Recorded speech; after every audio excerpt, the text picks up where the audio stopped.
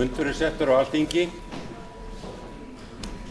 Svo háttar til með eina dagskrármálið, heimild til fjárveitinga og ríkissjóði vegna sérstakra aðstæðna á fjármálamarkaði, að of skammt liðið frá útbýtingu frumskjals til þess að það megi koma á dagskrá þessa fundar. Þarf því að leita afbrigða svo taka megi málið á dagskrá og til umræðu. Fer nú fram atkvæðagreiðsla afbrigðin. Hv. 4. þingmaður Norðausturkjördæmis tekur til máls atkvæðagreiðslu. Herra forseti, það því miður þannig komið að það óhjákvæmilegt að bregðast mjög hratt við og þó allt orki tvímælis þá gert og kannski sérstaklega þegar ekki gert þá ekkert annað að ræða en að Alþingi taki strax til starfa við þetta mál og efni þess ræðum við hér á eftir, en við munum greiða fyrir því að málið komi á dagskrá þó við afbrigðilegar og sérstakar aðstæður sé, og greiða því atkvæði að það fái að koma hér á dagskrá með afbrigðum. Fleiri hafa ekki óskað eftir að gera grein fyrir atkvæði sínu. Atkvæðagreiðslunni lokið. Afbrigðin eru samþykkt með 49 atkvæðum. Þar með gengið til dagskrár og tekið fyrir eina dagskrármálið, heimild til fjárveitinga og ríkissjóði vegna sérstakra aðstæðna á fjármálamarkaði, stjórnarfrumvarp mál 80 á þingskjali nr. 80. Hefst nú umræðan og til máls tekur hæstvirtur forsætisráðherra Geir H. Haarde.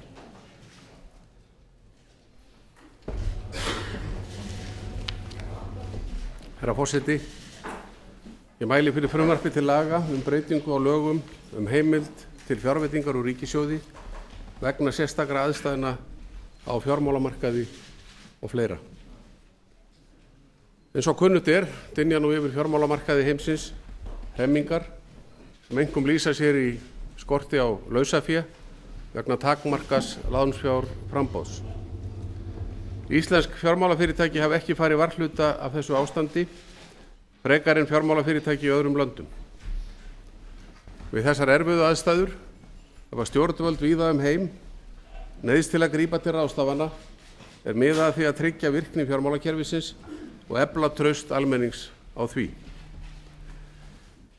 Í ljósi þessara aðstæðna nauðsynlegt fyrir ríkisstjórnina að grípa til aðgerða og var niðurstaðan sú að nauðsynlegt væri að gera breytingar þær á lögum sem hér eru lagðar til, en þær gera stjórnvöldum kleift að bregðast við því ástandi sem nú á fjármálamörkuðum með þeim hætti sem nauðsynlegt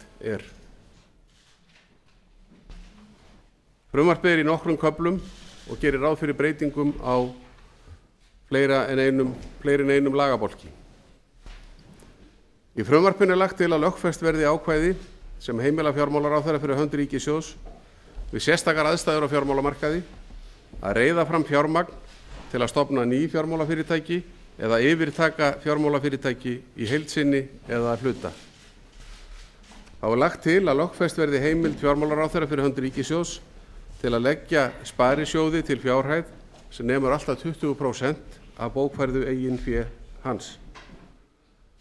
Að auki eru lagðar til breytingar á lögum fjármálafyrirtæki, lögum opinbert eftirlit með fjármálastarfsemi, lögum innstæðutryggingar fyrir fjárfesta og lögum húsnæðismál.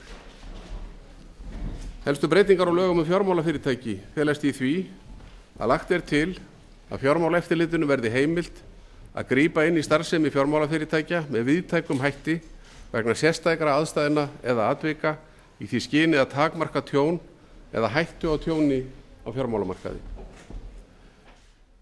Þannig í fyrsta lagi lagt til að fjármálaeftirliti geti boðað til hluthafafundar eða fundar stofnfjáreigenda án tillits til samþykkta félags og ákvæða hlutafélagalaga.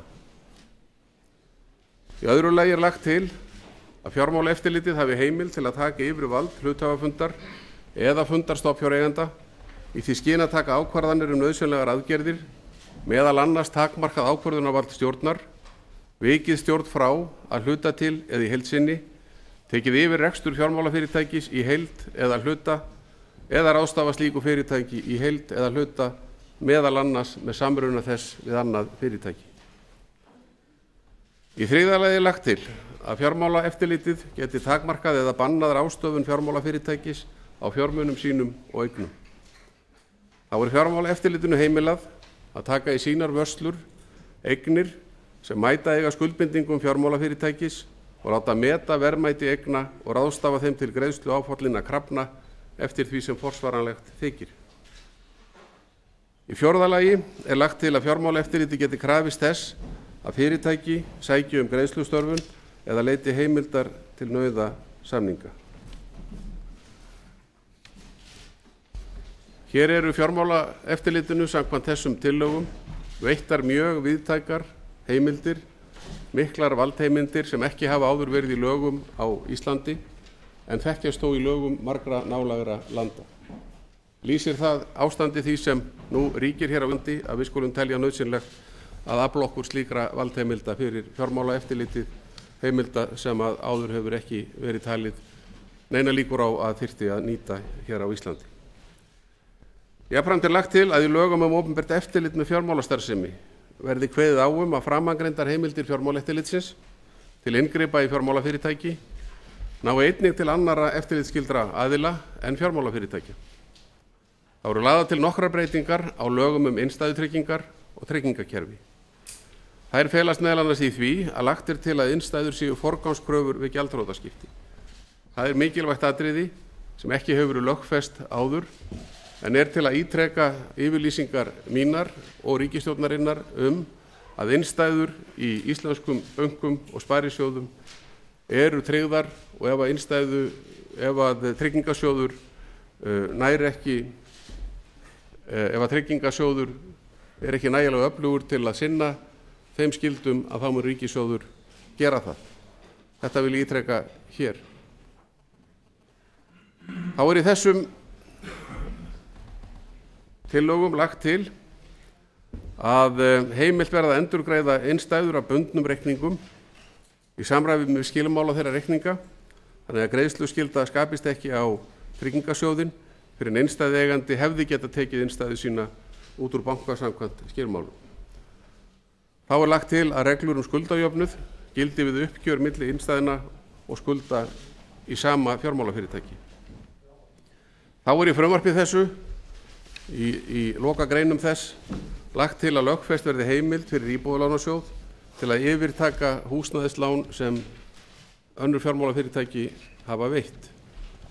Talið er skynsamlegt við núverandi aðstæður að opna þann möguleika að Íbúðalánasjóður komi að þeim vanda sem skapast hefur með því að yfirtaka slík lán og myndi það geta greitt bæði fyrir fyrrverandi skuldareigendum, þar að segja fjármálastofnunum, en einnig almenningi sem á þarna hluta máli og á það húsnæði sem notað er sem trygging í þessum viðskiptum. Við höfum talið nauðsynlegt að afla lagaheimilda í þessu skyni til þess að fyrst og fremst að gæta að hag almennings. Þetta mál ber nokkuð brátt að, eins og þingmenn allir vita. Þannig háttar til, eins og stundum er hér þegar mikilvæg mál eru á ferðinni, að það er brýnt að hraða afgreiðslu málsins í gegnum þingið eins og ég hygg að allir þingmenn skilji. Aðstæður eru þannig því miður að það er nauðsynlegt að þessar heimildir fáist sem fyrst, hvenær svo sem kann að þurfa að beita þeim. Ég treysti því að umfjöllun hér í þinginu verði málefnaleg eins og jafnan og að þingmenn treysti sér almennt til að standa að baki þessum lagabreitingum. Ég hef kynnt þetta mál fyrir forystumönnum stjórnarandstöðunnar og þakka þeim fyrir gott samstarf og vænti þess að mál þetta geti orðið að lögum síðar á þessum degi. Ég legg til, herra forseti, að frumvarpi verði að lokinni þessar umræðu, frumvarpinu verði vísað til annarrar umræðu og til viðskiptanefndar þingsins en fer fram á það jafnframt að viðskiptanefndin fái umsagnir hluta frumvarpsins frá annars vegar efnahags- og skattanefnd en hins vegar félags- og trygginganefnd eftir efni þess.